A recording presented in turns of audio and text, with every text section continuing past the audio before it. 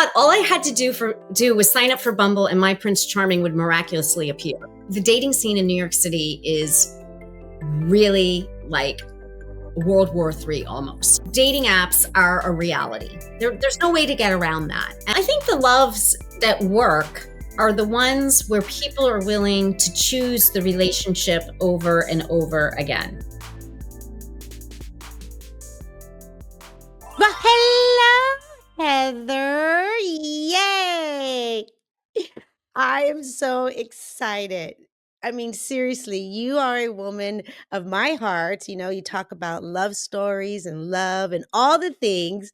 And I'm so happy you're here. And I know we're going to dive into what you do and, your plays, all the stuff. But before we get started, I would love to read just a short little bio. Is that okay? That sounds great. Okay, fantastic. Let me grab this real quick. Here we go. Okay. Heather Christie is a writer, producer, and creator whose work is all about love and storytelling. She's the creator and producer of Love Notes, the off-Broadway storytelling show where real people share their real love stories, first loves, last loves, heartbreaks, and everything in between. She recently brought those powerful stories from the stage to the page. As the editor of the book Love Notes, Real Stories, Real People, Real Love. She's also the award-winning author of the young adult novel What the Valley Knows, which was praised by reviews and earned multiple literary awards. Through her books, her stage shows, and her work with writers, Heather is giving love a voice in a way that's raw, real, and inspiring. I am so excited to have her here today to talk about the love stories behind Love Notes and the incredible new book. Thank you so much. That sounds great. Yes, Heather. Oh my goodness. First of all, just the pure fact that you have been able to hear so many love stories and be inspired to do what you're doing. I mean, honestly, where did this come from? Well, it came from a very, very, very dark place. Okay. I was married for a long time. I married very young and I stayed in a marriage that produced two wonderful children. But Okay. that's a long story by itself. Yeah. But anyway, I ended up divorced after this really long marriage, and I was really disillusioned. Like I had raised my children in Pennsylvania. I had been an actress as a young person and had left New York City many, many years ago. And I ended up coming back to New York. And the dating scene in New York City is really like World War III almost. It's not any horror stories you have times them by 5, right? Okay. Yeah. But I don't want to say that. I mean, there are good people everywhere. Yes, but of course. I found myself really disillusioned. I was at a point, I was divorced. My children had launched. I found myself very much alone in this really big, huge city. And like you had mentioned in my bio, I was a writer and I had this sort of performance background. And I'd gotten into storytelling. I'd produced a couple shows called Listen to Your Mother. And I'd been a cast member in one of them in Baltimore. And I really just like threw up my hands and I was like, well, what does real love look like? Like, I want to see it. Somebody tell me. I want true stories. I want proof. I want proof of love. So I got this idea to do a storytelling show, and storytelling is really big in New York City. So I put the call out for Love Notes. Yes. Real stories, real people, real love. And I'm super excited to say I had my trademark, which was like 2 years in the making, get approved yesterday. So, yay! Congratulations! Yeah. Did you guys hear that? How cool is that? That is amazing. So Love Notes came to me as I wanted proof of love. I wanted to see what does it look like as it walks around in the world. And in that process, not only to prove it to myself, but I wanted to hold it up and show it for other people to see. So that's sort of like how Love Notes started. And I'll let you ask the questions because I could just keep talking and talking about what Love Yes. Notes is, and it's got these different things. We do the stage show. I have satellite cities. We have the book. We have a podcast starting. So there's like all these different components. But That's I'll fantastic. Oh, I'll let, this is I'll let fantastic. you. Yes, yes, yes, yes. No, that was perfect. Thank you so much. That's perfect. Well, let me ask you this. So, you said that you were married, a long time ago and you married really young. How long were you actually married? I was married for 30 years. For 30 years. Yeah. So, when you left that marriage Mm-hmm. or the marriage dissolved, right? Would you say that the marriage dissolved, it was mutual, or was you pretty blindsided? Was it one or the other? What overall happened? Well, I married really young. I Yeah. was 19 when I married. Okay. So I don't know that I really knew myself yet. Um, and I ended up leaving New York City when I married. I was like a child actress, so I sort of Okay. abandoned myself. And my Wow. ex-husband was a professional soccer player, and we started traveling around the country following his career. And I think a lot of women probably not intentionally, but oftentimes we sort of step back Mhm. and the man's career is more important. Not always, but in my case, that's sort of how it went. Although I did do my own thing. I went, got my degrees and, raised two beautiful children and I worked the whole time. But to answer your question, no, I wasn't blindsided. We probably were mismatched from the Okay. beginning, but I'm sort of a type A person. And like, I just believe if I try harder, things will get better. Right. And we did have some extenuating circumstances with alcohol and some addiction Okay. issues that really impacted. And I mean, I'm sure your audience Yes. has experience with this, and that Yes. can be like a double a double hit. One, Yes. Yes. we probably weren't compatible, and then we had some challenges. Yep. So I knew for a long time that I wasn't happy. But it was really, really, really, really hard to walk away from that. Yeah. Um, I can because imagine. I had the idea of what I wanted my life to look like, especially for my children. And I felt like if I just tried harder, it would get better. But at the same time, I sort of abandoned myself, and I have to take responsibility for that. Um, and Yeah, and I think that's very relatable. I think, a lot of us when we get married young, seriously, sometimes, we're just living in the moments, right? We're just kind of living in the moments and we are at where we're at, based on our age, our maturity, just ourselves, still learning ourselves. And then we get married, and sometimes we get married and you have two people that are really able to, I know a lot of people that have gotten married young and they are able to grow and learn Mhm, themselves, sure, and grow together, grow and all the things, and it works out.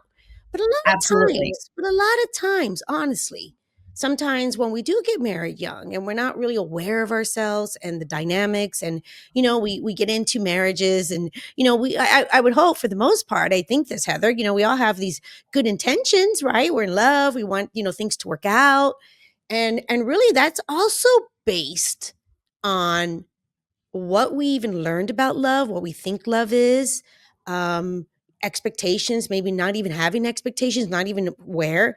I remember I got married really young too. And I'm not married with my first husband, but I got married really young too. And oh my goodness, Heather, the woman I am today and the woman I was then, oh, I mean, completely different woman. Like seriously. Mhm. And that's actually okay, you guys. And this is why I love and relationships and stuff like that. Because you can actually marry someone young, believe it or not. And you guys, if it's true alignment, if it's true love, you can work it out and you can grow. And sometimes we marry, right? And we have love in the beginning and things are cool. But then we get older and we kind of grow and we learn, oh goodness, maybe that, maybe we were good for that type of in the season of our lives, but not necessarily for the rest of our lives. That's real too, Heather. Oh, So, absolutely. Yeah.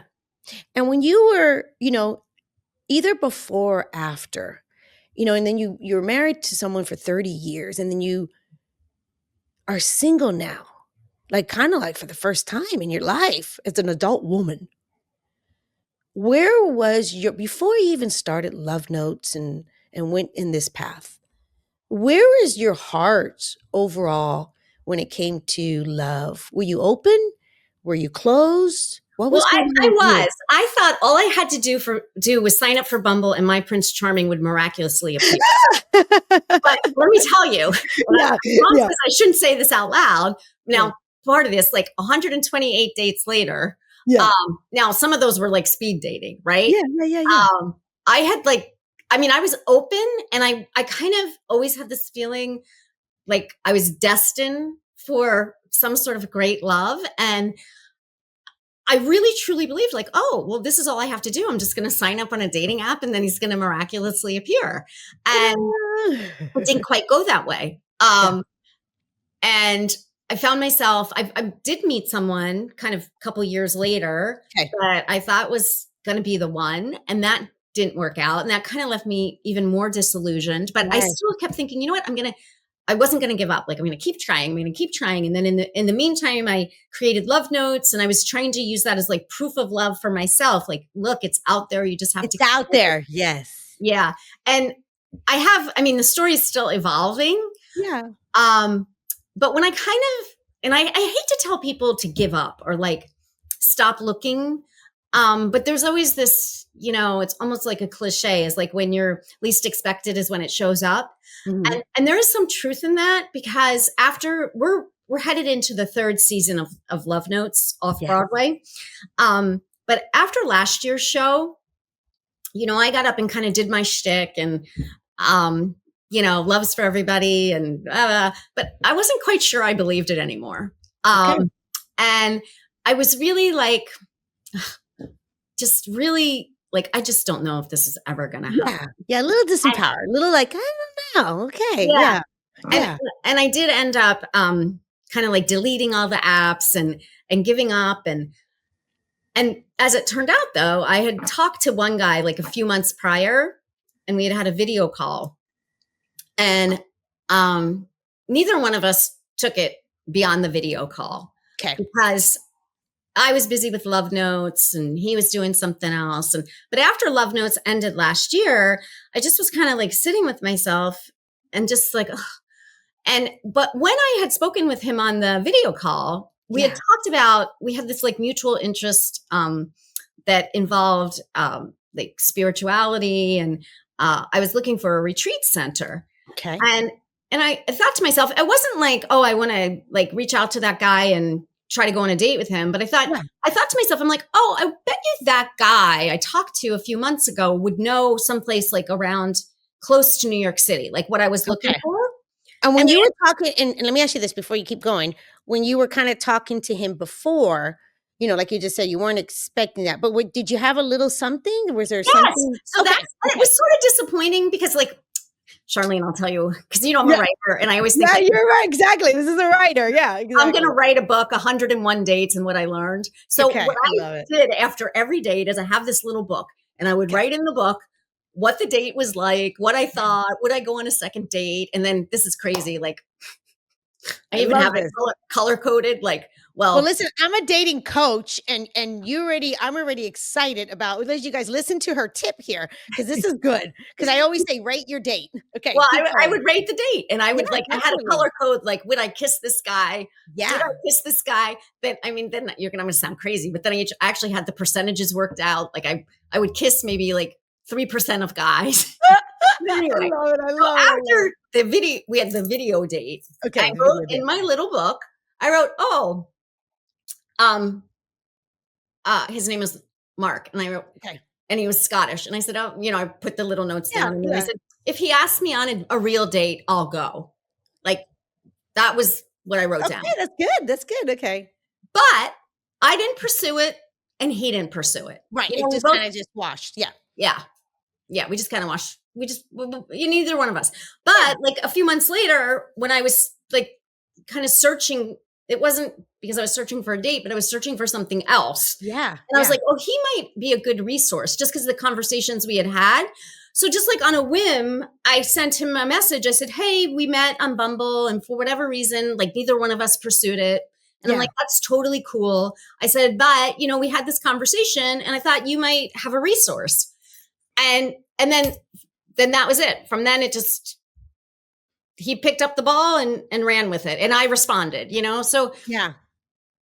but I also like when we talk about like, oh, it happens when you least expect it. Yes. I believe that. But I also believe that if you want to make a basket in a basketball game, you have to take shots, right? There you go. So, That's so the so idea good. when some people say, oh, like I'm just going to let this happen organically. Well, okay, but let's sort of control, let's get in the game at least, Yeah. Yeah. No, I love that. No, this is so good because that is actually true. Because yes, it's going to happen, right? And it really does. It's just the timing sometimes and just sometimes those little stars align just right, But it's not like you just can sit there and do nothing. Exactly. Like, you know what I mean? Like, come on, you can't sit there. You can't like the way, this is Heather, this is how I do it. So I'm like, okay, ladies, realistically, he ain't gonna come knocking on the door. Okay. We gotta still, be a little intentional and kind of put ourselves out there, but it doesn't have to be like our only focus. Exactly. Yeah. I got that. Okay. So you've been a little bit of an intentional, you're putting yourself out there, but that wasn't particularly the only focus. You really were trying to find out that, if he had some information. Okay. Yeah. Okay, this is Yeah. good. This is good. Yeah. Okay. I went in it because I basically written him off, like, Yeah. like, Yeah. oh, well, okay, nothing happened with that. But, and at the same time, I was like, oh, but I think he might have a reason. And this was like 2 or 3 months later that I was like, oh, I'll send him a quick message. And then from there, then that's how it happened. How it happened. Now, are you still talking to him or you're not talking to him anymore? I'm living with him. She's like, okay. I don't know. I haven't told anybody that yet. I mean, my family, but not, Yes. no. So Okay. it progressed. Yeah. Okay. She's like, it's progressing, Charlene. Here we go. Okay. So she's like, it's progressing. How long have you guys been dating now? Well, it's coming up on 8 months. Okay. Okay. And still we're pretty good. We're getting to know each other. Things are good. Okay. Okay. That's fantastic. So let me ask you this. So as you were going through this shift and you're single in New York and writing love notes and, putting out a call. So tell me the very first time when you decide, okay, I'm going to put out this, call for people to come and share their love stories. What started happening? Well, there was a phenomenal response. So I actually do auditions. Like I have open call auditions. So people can audition for the show in one of 2 ways. They can either come to New York City and audition in person. Okay. I have those auditions coming up in October. Well, we're in October now, October 18th. Or they can submit by self-tape. So I had people from all over the country submit their stories. And Love Notes started first with the first stage show. And we had a great response. We had over 350 people show up. The line snaked around the door. And then from the stage show, I put out another call to writers, poets, real people, anybody who has anything to say about love. I needed more stories. So the stories for the book, the first Love Notes book, and it's like a notebook, like what you would write in your book. So there's true love stories. And then I have like their journal prompts and puzzles and all kinds of things you might find in a notebook. So then I put out a second call and curated that book. So that's what happened. Like people actually came. They wanted to share their love stories. Well, let me ask you. People wanted to hear them too. Hear them. A universal, like we all experience love. We all want love. So the response has been really great that way. Well, let me ask you this. I was so excited, and I knew that I wanted to always have, free flow conversation with you, but I also was like, I want to write some questions down because I want to make sure that I ask her these things. Okay, let me ask you this. Um, from hundreds of stories, okay, Mhm. what themes kept repeating? First love, last love, repair, forgiveness, any that surprised you? Um, Yeah, so there is, and the book kind of has like this kind of natural arc to it where I did that deliberately. That we start with stories of like first love. Like Okay. everybody remembers their first kiss or even that first look that does something to them internally, you know? So there's always sort of like the first story. Then we have so that's a common theme, you know, first love. And then we have um we have so we can say like beginning love, middle love, and end love. Okay. And like Okay. sort of the middle love, this is where like all the messiness happens, you know. We've got stories of heartbreak, stories of reconciliation, stories of like long lost love, unrequited love. This is sort of the messy area, but those kind of themes come up again and again, you know. Breakup, the one that got away. The one that That's got that's a away. common Right. theme. And then we kind of end the book with these sort of idealistic love that lasts a lifetime. You know, the stories of the people that got lucky enough that met that person early in their life and stayed with them their whole life. Was there a theme in that? Like, I'm so curious too, because I can imagine. Oh, fascinating! All the love stories that you've heard. Was there a theme in the love stories that lasted a lifetime? Was there like a common, it's common theme that you're like, okay, the ones I've noticed somewhat that are lasting a lifetime. What was coming up with those stories? Well, oftentimes they meet at a very formative time. Okay. Um, so it's either in high school Okay. or college. And it Okay. typically is a lot of those ones that lasted a lifetime. They were kind of like first loves. Oh, yeah. Okay, that's interesting. Yeah. Yeah. So then you would have okay, so you would have definitely obviously when it comes all the different dynamics of Hmm. love and how people get together. Now, would people so in general, because I truly believe this, and you tell me what you believe. I truly believe that, the majority of us, I mean, we all truly crave that type of love, and we're not, love is such a beautiful thing. But, I'm always, especially with this show, we specifically talk about the matters of the heart when it comes to our romantic love. Hmm. And because obviously love comes in different forms, right? We have love for the people we love, our friends, our family members, all the things. We have love for ourselves. But when it comes to the matters of the heart, when it comes to romantic love, you know, to me, I believe that that type of love is like no other because, romantic love, let's talk about what you found out about romantic love.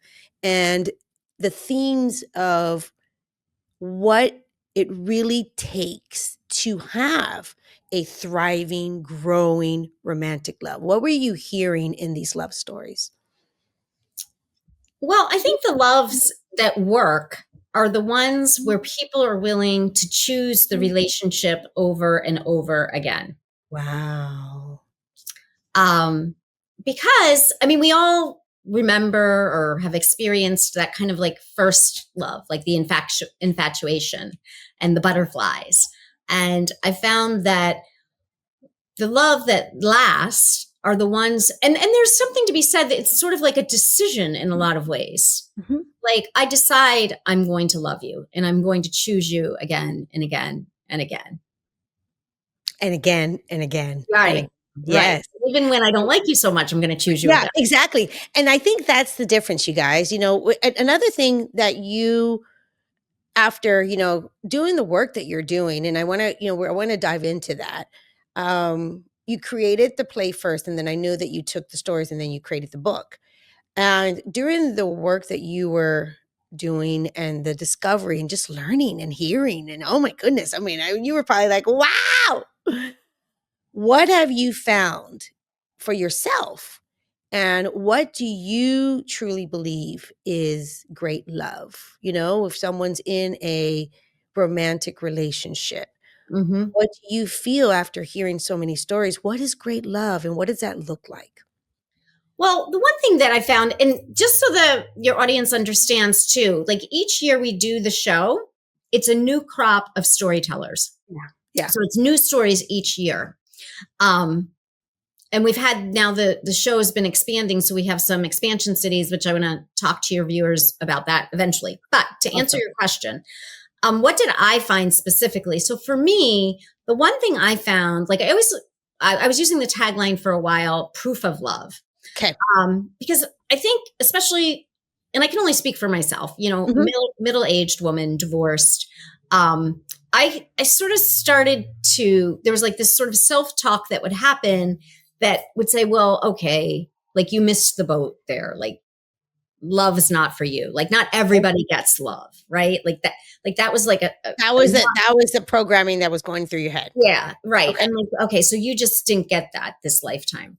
So in hearing the stories, the one thing that started to shift for me, and that's what I like when someone comes to a show or reads the book, the one thing I want them to walk away with is hope. And that is what started to come to me. And I remember like waking up one morning and like that chatter started in my head. And then the other side said, yeah, but remember, Sarah and Stacy's story, right? And like it literally was like they were like fighting with each other. So that's what it did for me. It was like this idea, like I had these examples, real life examples. And the one that was the stories, some of the stories that were most powerful for me were stories of people who found love the second time around. Like, okay. Yeah. Yeah. Cause that was kind of your situation. right. So that resonated a lot with me. Yes, yes. So when you would hear, okay, so when you thought, so great love for you also is as as you were married before, you were married for 30 years. And thank you for talking about that because I truly believe that too. And that's why I created this podcast because I want everyone to know that great love is available. I said this earlier. Great love is available to all of us. And it doesn't matter. Here we go. Here we go. Here we go. If you've been in love before or haven't been in love, or if you've been married or not married, if you're young or you're older, or you're this or you're that, great love is available to all of us. And I think what you said earlier too is the most important thing is you have to make yourself available for it, right? And that doesn't mean sometimes going outside of our comfort zone. And you know, creating the dating profile. Talk about that. Talk about how you make yourself available to it. That's really good. Well, I think a couple ways. I mean, in the world we live in right now, like dating apps are a reality. There's no way to get around that. And a great example is my brother, who is he's a year younger than me and has been single most of his adult life and had got himself into such a rut. Like he refused to do the dating apps, just refused. But when you just look at statistically, like over 60% of people, like that's how they meet each other. Yes, it's a tool.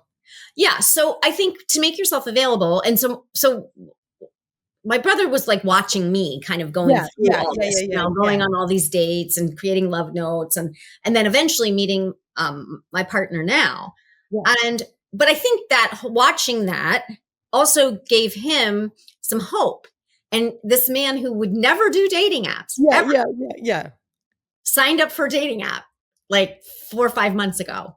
And good for him. Good for him. And has met somebody on even better. And he is someone who hated the dating apps, right? So, okay. So I think how do you make yourself available? That's just one way we have to do that. We have to make ourselves available that way. And let me just say something about that too. And I love that you're saying that because you got to make yourself available because like you and I talked about earlier, we have to be somewhat intentional because if we really want to meet our person, It really does. You guys, honestly, that's just how it is now. And it's actually such a great tool. And really what it comes down to is just learning how to use the dating app. There's a actual way.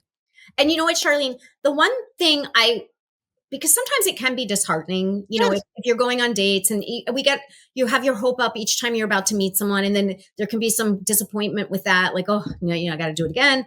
But with that little book I would keep, I started to reframe it and say to myself, if I was going on a date, I want to learn one thing from this person that I didn't know before. I love Right. that.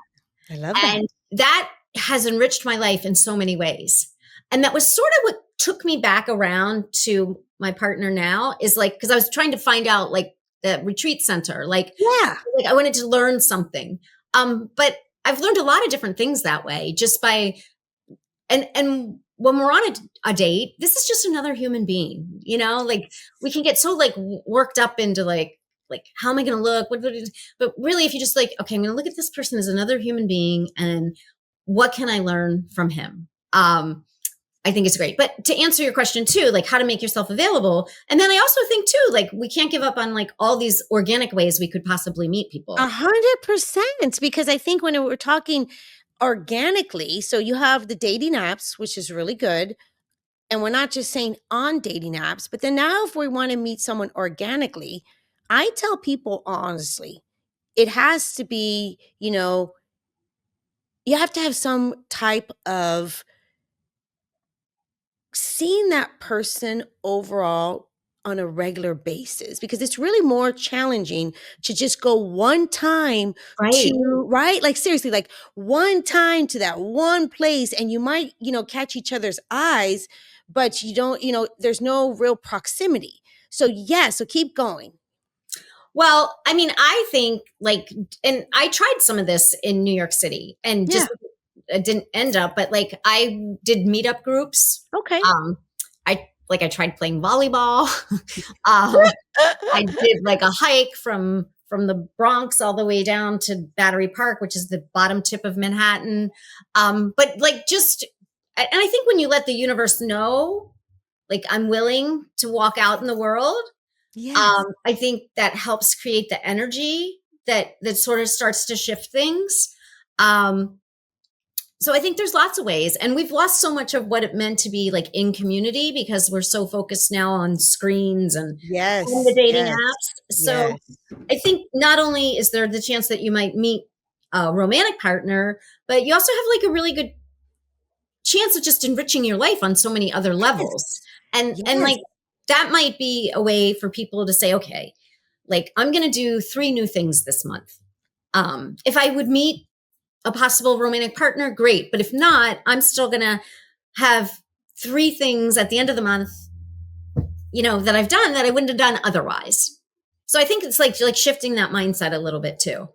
I really do. And I love that, you guys. And she's really speaking from, I mean, think about that.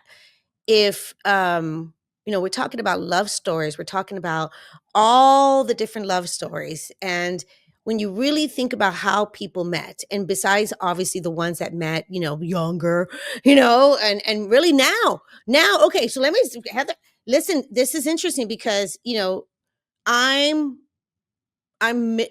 what am I, middle aged? I'm 52. I feel so young. Okay, yeah, whatever. But back then we did not have dating apps or social Right. media.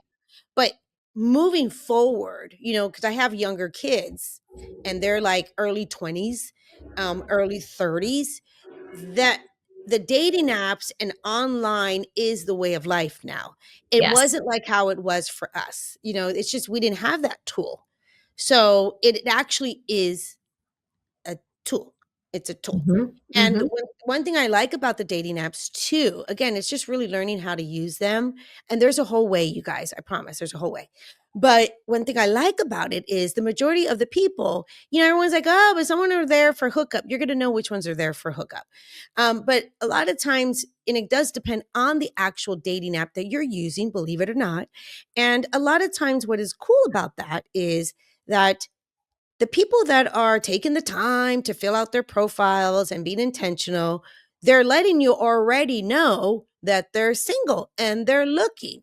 So we're already taking off that part of, shooting in the dark when we're going out in the world, knowing like, okay, so is that person available, not available, all the things. So that's why I do like dating apps too, because you get to find out kind of like a little bit more about that person pretty quickly and know that they are single. So you guys don't poo poo the dating apps. Listen to Heather. You know what I mean? Like, look at her. She created the love notes and loves all the things. And then she did meet the guy that she's with, and she's happily with this guy, and she's been with him, and she met him on a dating app. So, hello. And can I just tell you something, Heather? Honestly, right now, every time I talk to more and more people, and they are falling in love, I always ask, how did you guys meet? More and more people are falling in love and meeting on dating apps. Yeah. Now, often I don't, when I talk to someone, I say, how did you guys meet? You're getting married, you're engaged. They're like, we met on a dating app. So, you guys, it's a good thing. It's a good thing. Well, let me ask you this. Okay. So, when you started this, you said you had auditions and people started coming and you started hearing these love stories, and you call it love notes. And you start hearing these love stories. How did you know to take that from, like you said, the screenplay or however you guys were doing that, and to put it into a book? That was fascinating to me. How did you do that? Well, I guess it's because of sort of my background as a young person. I was an actress. So, and then at 40, I went back and got my master's degree in creative writing. So for me, like I knew I wanted to find something that would marry both of these parts of myself. And I always thought of love notes. I had produced another show called Listen to Your Mother, which are stories about motherhood. And I liked that model. But because I'm a writer, I knew I wanted to have like something tangible, not just like the one night experience. So in my mind, love notes was always sort of like a triangular business model to me, with the flagship off-Broadway show at the top. And then we've started franchising it. So I have producers in Indianapolis, and I have one in Reading, Pennsylvania, and one in South Central Pennsylvania. And then we had Chicago, and they all produced, I coach them. Like I have a mastermind group that coaches the producers. I call them creative entrepreneurs who are trying to spread love, but they've brought love notes shows to their towns. So I just want to do a little plug there. If there's anybody out there who has any interest in theater and wants to bring a love notes show to their town, I'd love to talk to them. Oh, you hear that, you guys? Make sure if that's something that you're interested in, definitely get in touch with her. Okay. Yeah.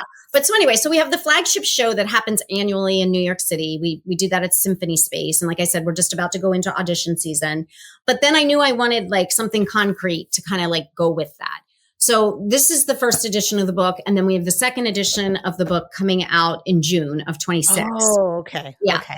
And then I'm also working on Queer Notes, which are love, for the gay and lesbian community. We're going to do like a little show, and that's a more New Yorky kind of thing. And then a book around love, because sometimes the gay and lesbian community gets a bad, not a bad rap, but like so sexualized sometimes the way it's interpreted by the mass media, and like they're really just people that also love.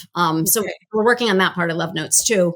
I love it. And then the podcast, and the way the podcast will work is, and that's to be launched in 2026, is people, their stories that they've written will come on and read their story on the show, and then there'll be a Q&A with me afterwards about the story behind the story. I love that. There's always more questions, like when people read their story, then everybody's like, oh, well, what was that? What was this? Yeah. And I always tell my performers though, when backstage, like before we go on, we kind of all huddle together and have like a sort of a moment. And I say, you know what? Like there's some great catharsis that's happened in you in telling your story, and thank you. I said, but even more, there's other hands at work here, and there's someone in the audience that needs to hear your story.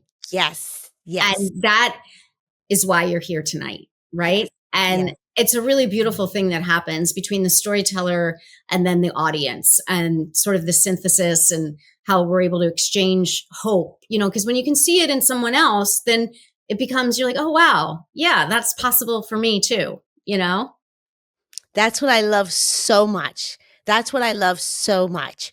I love that when people, listen to stories, and I love, or they listen to a podcast or something, that it's exactly something that they feel so relatable to, and they're like, "Oh my goodness, if they're able to go through this and that, then there's absolutely hope for me." And I Yes, love that you said that. I love that that you said that the hope is that people understand that they're not stuck, you guys, that there is hope out here. This is why she's doing what she's doing, honestly, from the bottom of my heart. And this is why I created this podcast, the same thing. So we can celebrate love, create love, and also have something that really resonates with us. So we understand that, what? It's available. It really is available. And people truly relate to somebody else's journey or story because they can see themselves. exactly. That's so powerful, you guys. That's let me hold on. I had so many good questions. I was like, oh my goodness. Okay, hold on. Let me ask you this. Okay. Your book inputs, how do you want readers to use? Okay. How did you balance raw honesty with protecting storytellers' dignity? Okay. Hold on. I think I wrote so many notes that I lost myself. I am not even kidding you. I was like, okay, hold on, Charlene. Calm down. Okay, here we go. One of the themes you notice. Okay. For the women listening right now who feels like she has a story inside her, but maybe doesn't think it's important or doesn't know how to share it, what would you want her to know? Well, I think the most important thing to keep in mind, like we said earlier, love is a universal emotion, right? I think it's really what makes us human, right? Our ability to love. And if they're specifically thinking about like how to tell their story through love notes, but what I tell people to do is to think about a moment, right? Because a lot of times we try to tell the story and we try to explain the whole thing, right? And that's impossible because my love note stories are 1,000 words or fewer. But you can illustrate a universal big idea in a single moment, and not only in just like through love notes, but in being able to crystallize what that moment is. Like, what was the turning point, or what was the moment you knew? What happened in that moment? Once you can even articulate that for yourself, it can be such a healing thing. And whether you do that just through journal writing and it never goes beyond your own journal, or whether then you say, you know what, I want to take this message and story onto a bigger platform, something like Love Notes. I would say first honor that you have the story, right? Every story is worth telling. And know, like I tell my performers backstage, if that story is brewing inside of you, there's someone in the world that can benefit from hearing that story. And sometimes it's even just being able to tell that story to a friend. But there's all these other vehicles on how to tell our stories. And such healing comes through first recognizing it, right? And that's why I say, like, because we can say, oh, well, I got divorced, this happened, that happened. But can you tell me the moment you knew you were going to get divorced, right? Oh, okay. Take Oh, the that's micro it. thing, and then it becomes universal. Do you know what I mean? Okay. 'Cause Yeah. we can all say, oh, he was a lousy guy, and blah, blah, blah. But what's the moment? Like, I bet you could tell me the moment, like the moment you really knew there was no turning around. Or the moment you knew you really fell in love. It doesn't have to be a bad thing, you know? That's interesting that you're saying that there are moments. It is, you're Oh, right. I absolutely believe that. And Yeah. that's like when you're trying to do storytelling, it's because a lot of people do what as writers we call exposition, which is explaining. No, don't explain me. Show, don't tell. Show me the moment. What was the moment? Because from that one Heather, you moment, just got me. I'm like, I don't even know what the moment is right now, but I'm like, why am I getting goosies right now? Wow. yeah. And that so much can come from that in on so many levels, like whether we're telling a story, whether it's a part of our healing journey, is being able to recognize the moment and honor it. Wow, that's really good. Okay. So I would start there. And I know, I'm going to ask you another question. We're going to take you a little back. And before you guys, for the listeners right now, we will talk about in a moment also if this is something you are interested in, how to get a hold of Heather and how to apply and all the things. Okay, we'll do that too. But right now I got some questions for Miss Heather. Okay, hold on. So, um when someone tells their love story out loud, the messy parts, the heartbreak, or the joy, what happens to them? How does storytelling help us heal and maybe even love again? Yeah, and I think that goes back to like the question you just asked is once somebody can first recognize what happened to me or what is happening to me, and once they can articulate it, and there's a really beautiful thing that happens when you can put that on paper and actually write it down. Wow. Um, I think like so much happens in that moment, and so much happens for the storyteller. There's a real catharsis, a cleansing that occurs. I don't know if that answered the Yeah, question or that not. answers, yeah, Okay. that it does. I can see that. I can see once you finally put that down and you express that, that has to be something so powerful that happens to us. Absolutely. And it can be really healing.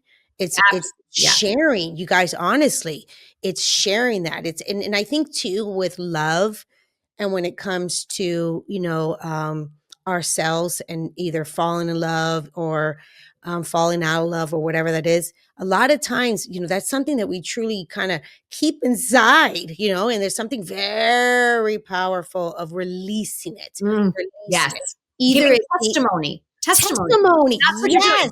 You're giving testimony. And There you go. That's good. that's why it's like it's not a play, right? Because there's something and it's a very vulnerable thing Yes. when someone gets up and tells a true story, you know? Like it's and there's just some magic that happens there for both for the storyteller and for the receiver of the story. Um and or whether it's the reader of the book. Like when you're reading it, you're like, wow, this is a real story. This, I can identify. I can Yeah. This gives me real hope. I've had people write me letters after reading the book and saying like, well, I'd given up on love, but this really gives me hope that it could be possible for me. And that gives me, great satisfaction. Absolutely.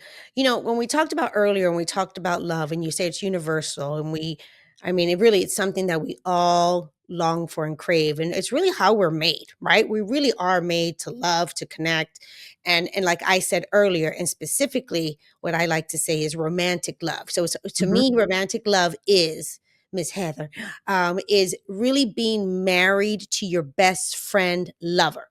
So I Mm, have to add the lover in there because there's something about being, with your best friend. We got to add the lover because that's the romantic part of it. right. Because you can have love and you can have intimacy and connection with someone, and that they're not necessarily be your romantic partner also. But we're talking specifically. That's what I'm talking specifically. Love, lover, best friend, all the things. When you would hear some of these stories, and you talked about how you would hear stories about, lasting love. And, I asked you some of the themes. And one of the things that you said was it was interesting because some of the ones that lasted, pretty much a lifetime are either ones that got married younger, when they were in high school or met in high school or in college. Now, what were some of the things that you were hearing when it came to lasting love, and but not just being in a marriage that is thriving, growing, because that's ultimately that's the work I'm talking about. I'm talking about, listen, we're going to be in a marriage, we're going to be, in a committed relationship. Let's have it grow, let's have it thrive. Let's, because we grow, we learn, and let's keep continue on making it better and better, Um, what were some of the themes Well, that you were hearing? Yeah, tell well, me. to that point, it's really interesting. Like before I started doing this work, I actually did like a little bit of research Yeah, tell me. because I was really interested in like, is it just me that didn't get this kind of love, or like, and the research I did, it revealed to me that they say like 50% of, 50% of the population is divorced, right? So they went into love and it didn't work out. Like Didn't just work out. didn't work out.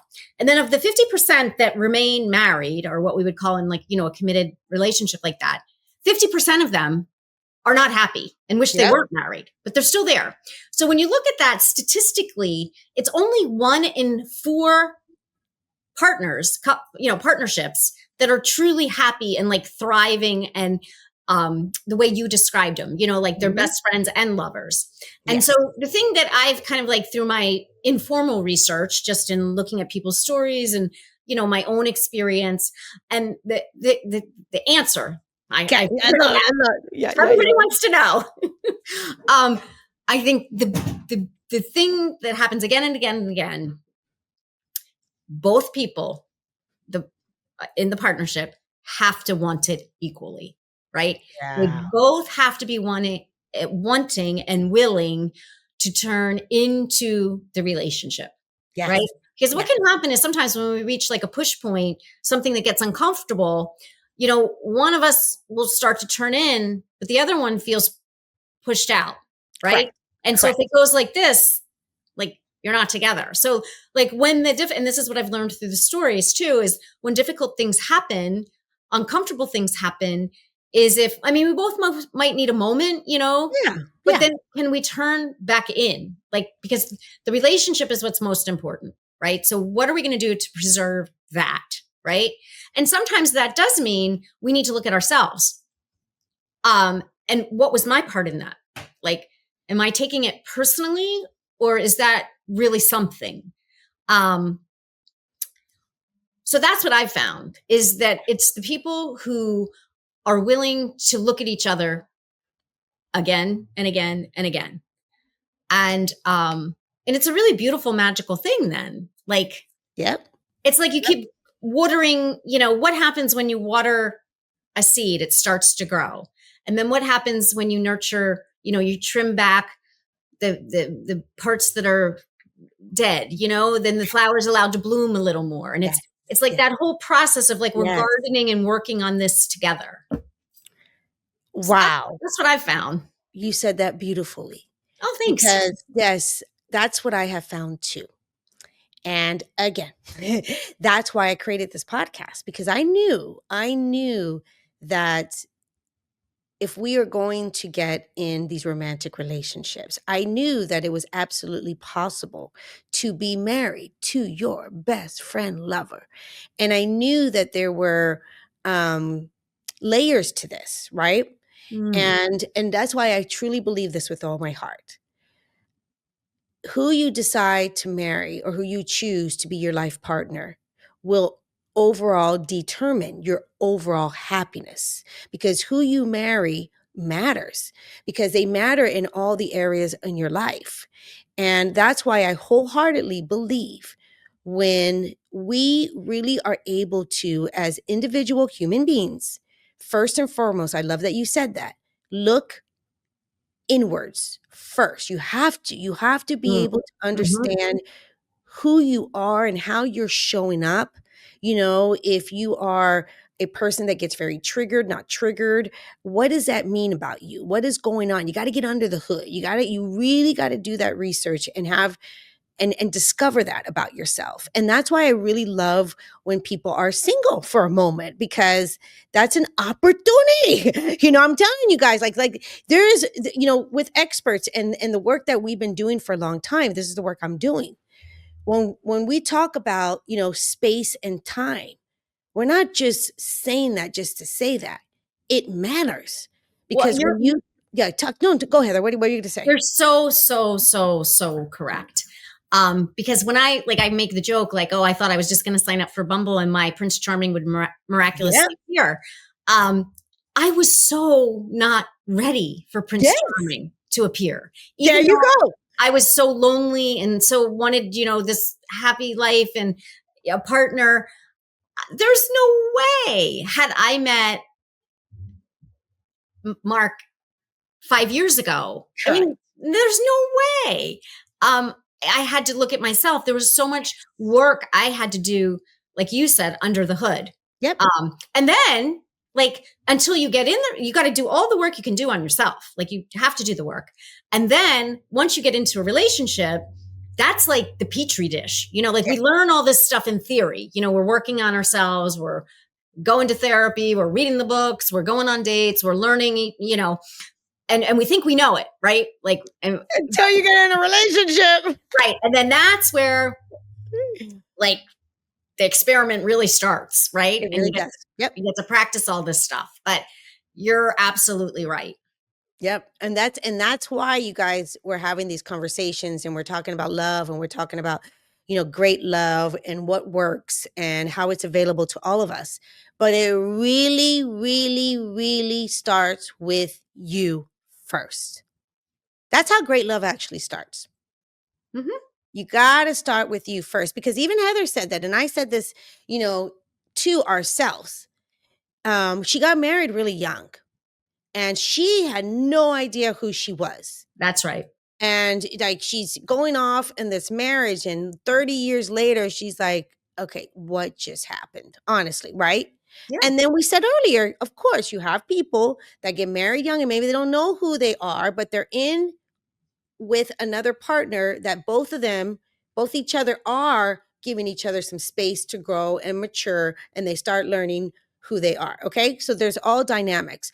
But we also said, and she was talking about statistics, and she was talking about just what the reality is now.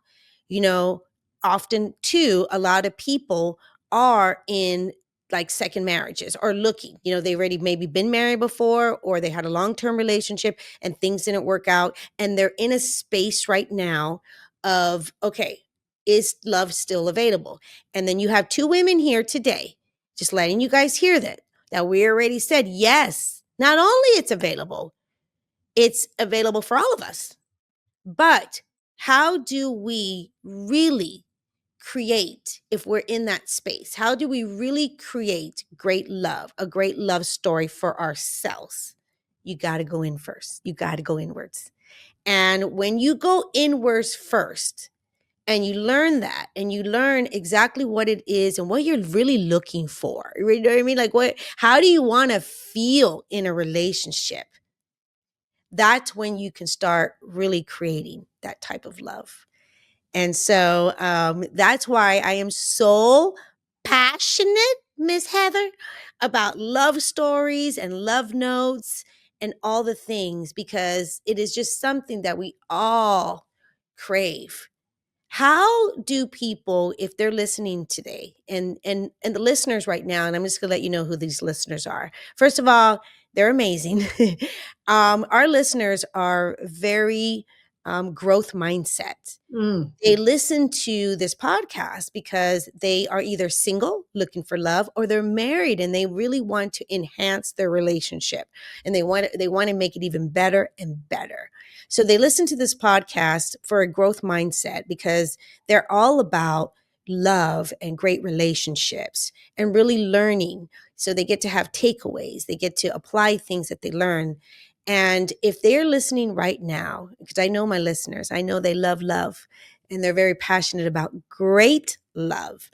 And they're listening right now, and they're like, wow, Heather, first of all, how do they even get into your world, and how they get your book?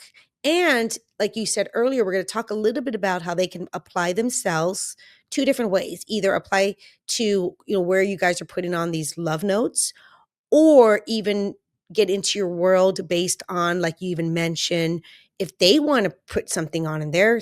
Okay, that's a lot, but I know you got this. Okay, Yeah. So there's a lot of ways to get involved. You can get Okay. involved as a storyteller, and you can Okay. audition for the show in New York or one of the satellite shows. You can, if you're not comfortable on stage, you can submit an essay for the next edition of the book. Okay. Or if you are what I call a creative entrepreneur and you want to bring a Love Notes storytelling show to your town and be part of our mastermind group, if you want to do that, all of these things, all All ways, the things. Okay. is to go to www.lovenotesworldwide.com. So www.lovenotesworldwide.com. And so And we're going to leave this in the show notes too. Okay, you guys. So either write that down or check in the show notes. Okay, So Heather. that'll tell you about the show. It'll tell you how to get in touch directly with me. I'm free. I'm happy to give my email out to your, if somebody has a specific question, but you can go look on the website. It tells you about all the different parts of Love Notes. Okay. But my email address is Heather at Heather Christie, CHRISTIE books, BOOKS.com. So anybody can email me there too if they have like a specific question. Perfect. Or look at something on the website and they want more information. Yeah. And then, if you're interested in the book, you can find this book on Barnes and Noble or Amazon, of course, Amazon. And do be careful though. You have to put in Love Notes. It's one word, because I think Ariana Grande has Love Notes perfume, and so you have to put in Love Notes, smush the words together, and then put in the Ariana Grande. Okay, she already has so much stuff. She has to take the Love Notes too. Okay, yeah, and then put in the word real. Just start because it's Love Notes, real people, and then it will populate for you and bring it up. Okay. Yeah. So and I just always say, in these divisive times, we have an opportunity to put our energy and our money even on the side of love. I always say Love Notes is a great gift for bridesmaids or a divorce party. I mean, it can go both ways, So I'm always saying give a little love. The book makes a really fun gift. And I love getting storytellers involved in the show. And I work, if your story is accepted for the book, I work with you on an editorial basis. We get it to really shine. And so I'm just I'm so grateful to your listeners, one for, hearing my story, and be really grateful if anybody wants to get involved in Love Notes. And I thank you so much for this platform and helping me spread some love, Charlene. I really appreciate it. No, I really appreciate you. And I was thinking about something right now as you're talking, because I know that, of course, you've heard so many stories, and you've written, on all the things. Just, is there any particular story that you just want to share that really touched your heart, that resonated with you when it came to one of these love stories? Yeah. Well, I'll tell this story. Actually, my mother is in the first book, and she was in the first Broadway show. Okay. And she tells. You got me goosies again. You got me goosies again. Okay. Her story is called "A Man of Few Words." Okay. And looking at it here, and so my parents, they were not allowed to marry. My dad was Catholic, and my mom was Protestant, and she was forbidden to marry a Catholic. Mm-hmm. And they ended up eloping and keeping their wedding a secret. It didn't last for a secret too long, but so they end up getting married, and my mom is so in love with my dad. He wants to go to Alaska for their honeymoon. So they drive across the United States from Philadelphia to Anchorage, and they are so broke by the time they get there, they have to get jobs because they don't have enough money to get home. So, but the story's titled "A Man of Few Words," and my dad was a doctor, and I was born in 1970, and he volunteered to go to Vietnam, which was a very unpopular choice at the time. But the Navy really needed doctors, and he thought we had this sort of strong naval tradition in our family, and he went. And it was a big fight between my parents because he volunteered, which was really not happening much then. And she didn't want him to go. And I was just a baby. And he went, and they didn't speak on the final ride from Philadelphia to Los Angeles. And when my father was gone, though, every single day, he would write her a letter and tell her how much he loved her. And so my mom writes this story, and she talks about my father. He died in 2019. And he wasn't like somebody that would say, I love you all the time, but after he died, she went up in the attic and she found this green suitcase, and it was filled with all the letters that he'd written from Vietnam. Oh, and so all she has left are these letters that say, I love you. And so that story really touches me. oh my goodness, it just touched me. Oh my goodness. Wow. So the stories are great. Like, the sad ones. Why are you getting me all ones. crying right now? Wow. How beautiful is that your mama has that? Yeah. Oh.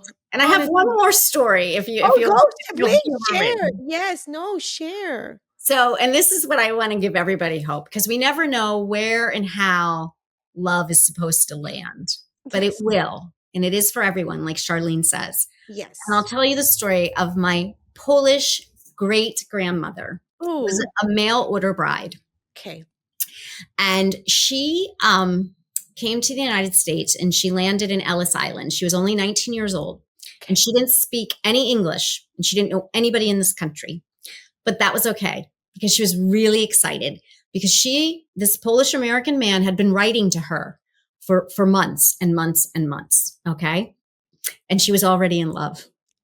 And so she waited in Ellis Island. It was cold and it was getting dark. And she waited and she waited and she waited. And guess what? What happened? He never showed up. He didn't show up. No. But I always say we need to honor the way love decides to land in our lives. Because she went on, she was a survivor. And if she hadn't been abandoned, I wouldn't be here. Wow. And she went on and she had many children and she had a wonderful life here in the United States. But in that